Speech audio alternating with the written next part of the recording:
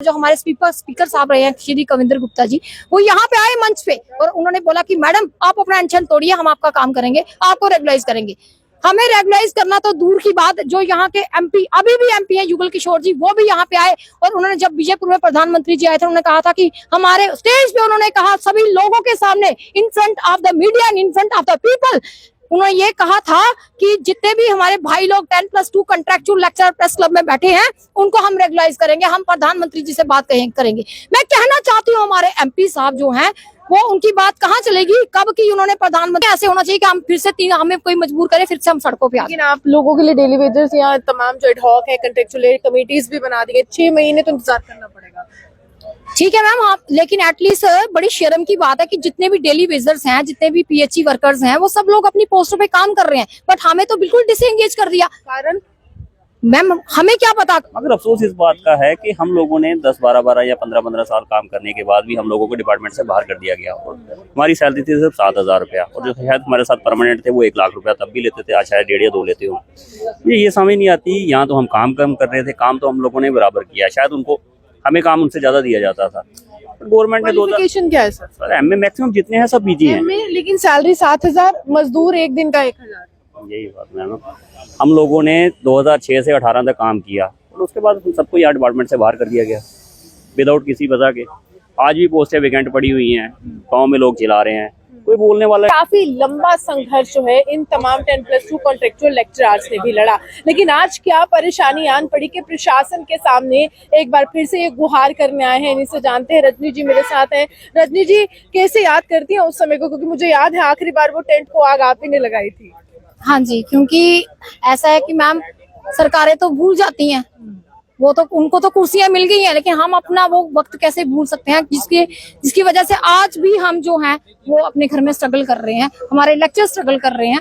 तो अभी हमारे हाल ही में जो एलजी साहब हैं, उन्होंने फिर से एक नोटिस निकाला है कि जितने भी कंट्रेक्चुअल कंसोलिडेटेड हड़ाक नीड बेस्ड वर्कर्स हैं उनको हम लोग जो है वो परमानेंट करेंगे।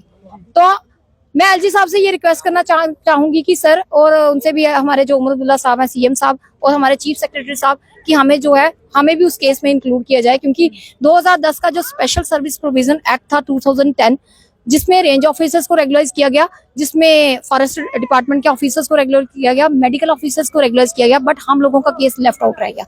हम सीएम साहब से उस समय भी मिले थे और सीएम साहब ने कहा ठीक है। हम समय सीएम कौन थे जब आप 2013 में हमारे उमर अब्दुल्ला साहब ही, उन्होंने जो civil service special provision act बनाया था मैम, कि जिसमें जितने भी कॉन्ट्रेक्चुअल्स हैं उनको 7 साल के बाद परमानेंट किया जाएगा, क्योंकि हम लोगों को फार फ्लंग एरियाज में लगाया गया था 1301 ऑर्डर नंबर के अकॉर्डिंग, जिसमें क्लियर कट में अभी भी दिखा सकती हूँ आपको, जिसमें लिखा हुआ है कि 3 साल के बाद इनको रेगुलाइज करना है, बट इन्होंने किया नहीं।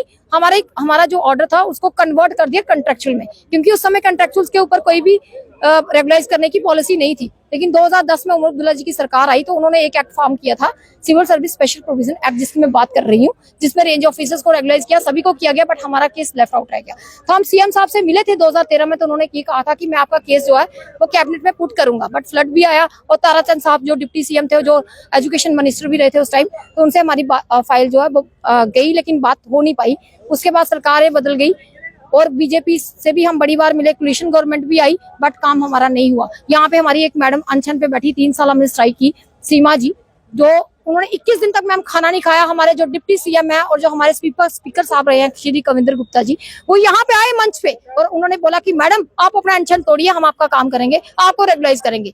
हमें रेगुलाइज करना तो दूर की बात, जो यहाँ के एमपी अभी भी एमपी हैं युगल किशोर जी, वो भी यहाँ पे आए और उन्होंने जब बीजेपुर में प्रधानमंत्री जी आए थे, उन्होंने कहा था कि हमारे स्टेज पे उन्होंने कहा सभी लोगों के सामने, in front of the media and in front of the people, उन्होंने ये कहा था कि जितने भी हमारे भाई लोग 10+2 कॉन्ट्रैक्चुअल लेक्चरर प्रेस क्लब में बैठे हैं उनको हम रेगुलाइज करेंगे, हम प्रधानमंत्री जी से बात करेंगे। मैं कहना चाहती हूँ हमारे एमपी साहब जो हैं वो, उनकी बात कहाँ चलेगी, कब की उन्होंने प्रधानमंत्री जी से बार एमपी बन गए।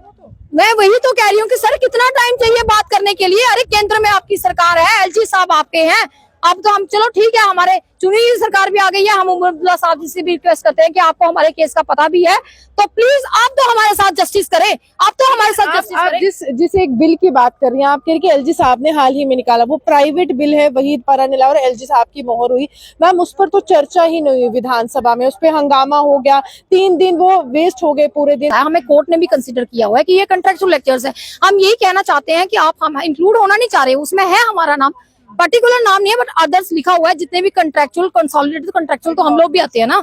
हम ये कह रहे हैं कि अब हमारे साथ इंजस्टिस नहीं होना चाहिए। अब नहीं ऐसे होना चाहिए कि हम फिर से हमें कोई मजबूर करे फिर से हम सड़कों पे आ जाएं। लेकिन आप लोगों के लिए डेली वेजेस या तमाम जो एडहॉक है कंट्रेक्चुअल कमिटीज भी बना दी है, 6 महीने तो इंतजार करना पड़ेगा।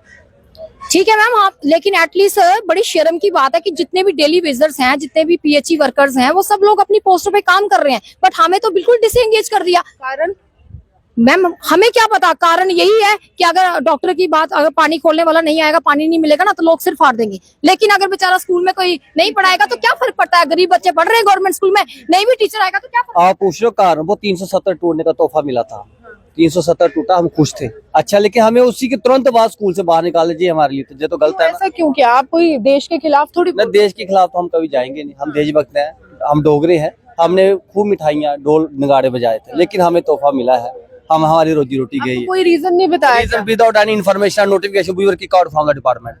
कितने जो ऐसे कंट्रेक्चुअल से जिनको ऐसा हुआ है? मैम नियर अबाउट, वो तो गवर्नमेंट का रिकॉर्ड है, मैं ऐसे लमसम लेकिन बता आपके सकता हूँ। सारे साथी सारे साथी we were kick out from the department. जो यहाँ पर धरने हम पर आप ये सोचो हमारा ब्रेड एंड बटर कैसे चल रहा है, और हमारे जो प्रेसिडेंट साहब उनकी डेथ हो गई, अरुण बख्शी जी की।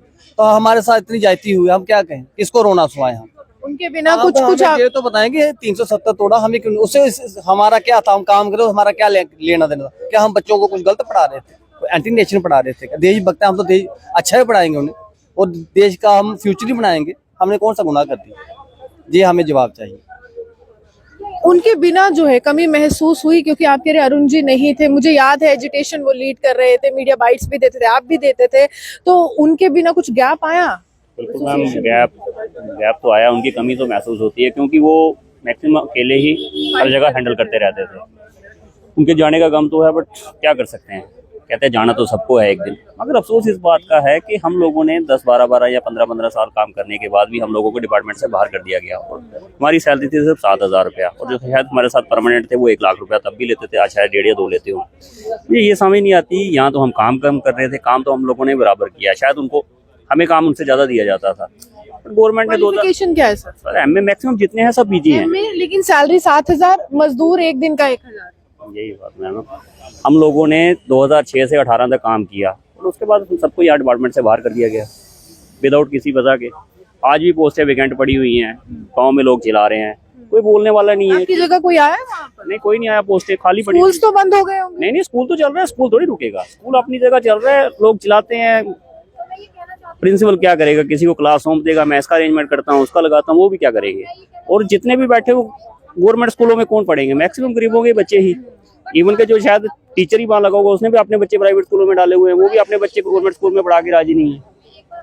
आपको वही बात आ गई, आपको पता है कि चीज इनको वो सरकारी चाहिए, बस सरकारी सिर्फ नौकरी चाहिए, बाकी सब कुछ प्राइवेट चाहिए लोगों को। देखिए, साफ तौर पर काफी ज्यादा परेशानी है, क्योंकि ये लोग शिक्षा प्रदान करते हैं, लेकिन जो शिक्षक है, जो टीचर है, जो कंट्रेक्चुअल लेक्चरर है, वो सबके भविष्य के लिए सुनता है, लेकिन इनके भविष्य के लिए जम्मू कश्मीर सरकार ने अपने दरवाजे पूरी तरह से बंद कर दिए, डिसएंगेज कर दिया, नौकरी से निकाल दिया, और कोई वजह भी नहीं।